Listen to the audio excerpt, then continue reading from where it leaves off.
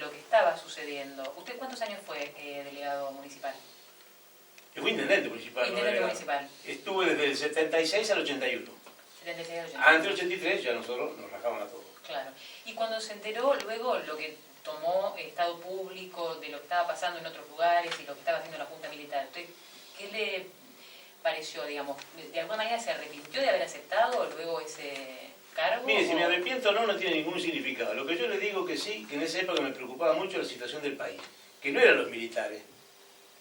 Sino los militares y los terroristas. Eran dos los que estaban. No hay pelea en una parte de uno solo. Hay de dos siempre. Y lo que pasaba, me acuerdo que pusieron la bomba en el cine de la Policía Federal, que mataron a un montón de gente. Cuando pusieron la bomba el comisario general abajo de la cama. Cuando mataron al soldado que estaba, lo degollaron, el que estaba de guardia en azul. Esas cosas me indignaban también, porque no era una sola cosa, eran dos cosas. No hay peleas de uno. Y toda esa situación sí, lo que me indigna es la muerte humana de manera irresponsable. ¿No es cierto? Ya sea porque es un enfermo o porque es una lucha política. Cada cual tiene derecho a su vida, que es el único bien que tiene. El más importante, por lo menos, ¿no? Doctor, ¿y usted justifica que el Estado actuó correctamente en ese momento? No, yo no lo critico en el Estado ni nada. Yo critico la época y las circunstancias que pasaban. Porque yo no he matado nunca a nadie, pero no me venga a agarrar a mí con un perro, me están por matar a un hijo o algo, pues entonces ya la cosa puede cambiar. Y así ha pasado muchas veces. Yo no justifico la actitud de los terroristas. ¿Y la actitud del Estado? Tampoco. Pero no hay una sin la otra. ¿Quién pelea más, Gatica o Prada? Bueno, uno le gusta Prada, otro le gusta Gatica, pero la pelea de los dos. Y ahí gana uno.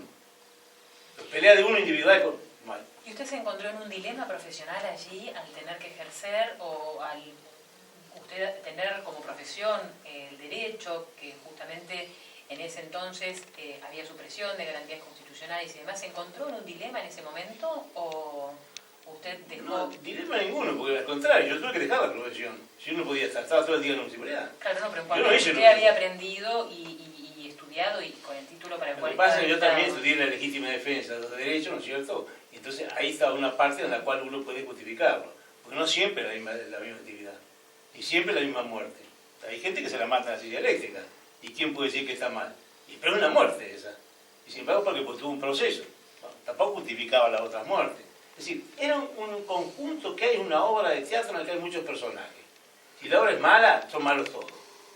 Y si la obra es buena, son buenos todos. En el caso nos tocó lo que nos tocó. ¿Por qué? No sé. Pero sucedió y ahí está escrito. Dionisio, ¿qué le quedó?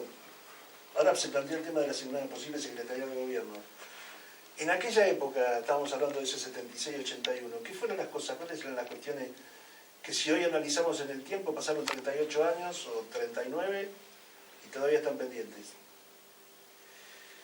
Yo para eso tendría que tener un conocimiento muy profundo de las cosas que están pendientes todavía, sí, con detalle, porque cuando vamos a cosas pendientes hablamos en detalle.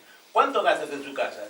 Tanto, pero ¿cuánto gasta de gas? ¿Cuánto gasta de comida? ¿Cuánto gasta de ropa? Entonces se van ahí, las cosas se empiezan a abrir. Es decir, estamos hablando de la realidad. La realidad de la situación yo no la conozco.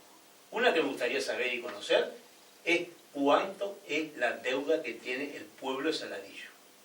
Cuando yo entré, había una enorme deuda que pagar, que yo no quería pagarla como nos pasa siempre, ¿no? Pues, al final hablé con algunos de los que habían intervenido en el gobierno anterior, tuve una muy buena relación con el intendente de Lía, que para mí era un amigo de la familia. Mire, me acuerdo, la madre, todos los años después del golpe me llevaba un póster de regalo a mi casa. Muy bien. Y cuando yo me fui, le entregué sin deuda. Me preguntaba a mi funcionario, y dígame, ¿la deuda flotante? ¿Qué es la deuda flotante? ¿Y esa que viene de atrás? No viene de atrás, no, yo no tengo deuda flotante. Al día, no tengo nada. Porque me cuidaba de no, como me enseñaron en mi casa, en mi economía particular, no hay que tener deuda. No tuve problemas con los sindicatos, hablamos hasta los cansados y siempre ya nunca hubo un paro, una medida de fuerza, no tuve ningún tipo de problema.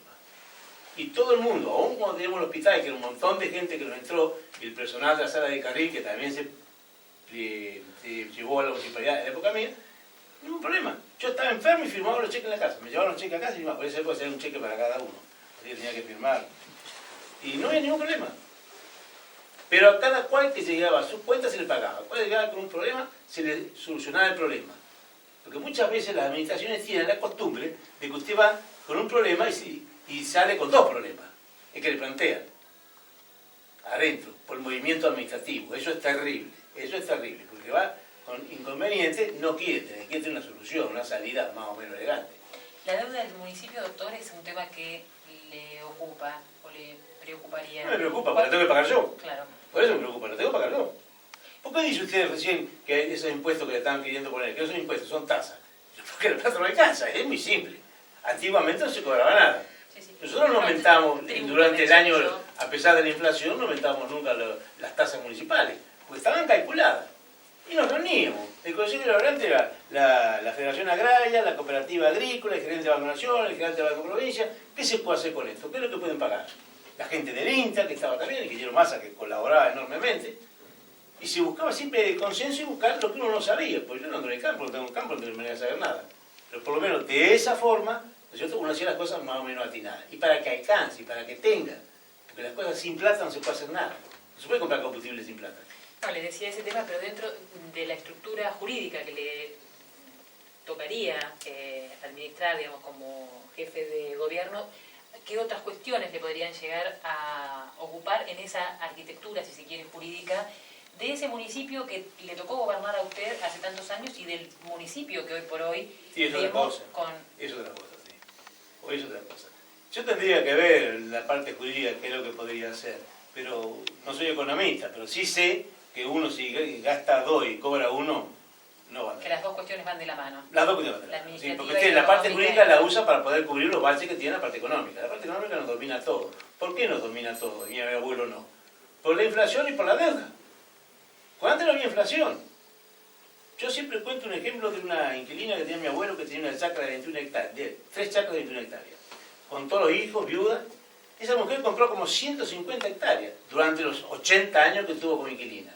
Pero juntaba 100 para comprar 10 hectáreas y el año que venía compraba las mismas, con la misma plata. Y ahora el año con lo mismo, con la misma plata. Porque no había inflación. Porque no había inflación. Lo que juntaba le servía. Mi padre, que era bolichero, comerciante, venía a fin de año a dar la cuenta. ¿Y cómo se arreglaba el bolichero y cómo se arreglaba los otros? Porque no había inflación. Dejaban las cosas ahí, venían, tengo que cobrar tanto. Le vendían aquello, el otro, lo demás allá. Resta, toma esto para vos. Y la inflación es, agregando a esto, es el impuesto que pagan los pobres. El impuesto de los pobres, la inflación, lamentablemente. Claro. Es el impuesto que el más perverso que hay porque lo paga todo el mundo, pero el que más lo sufre, lo pagan todos. El único. Pero el que más lo sufre es el pobre. Pablo, ¿hubieras impulsado ponerle el nombre de Marisol a un jardín maternal? No. Yo privadamente no estuve nunca de acuerdo, lo he comentado con parte de los chicos. Creo que las víctimas no son víctimas, no son para usar el nombre en una circunstancia así. Quizás si pasan muchos años y un crimen esclarecido y por las diversas circunstancias uno puede llegar a pensar, pero no creo que sea lo más adecuado, no creo que sea respetar la memoria. Creo que es algo que creo que son oportunismos que no deberían ocurrir.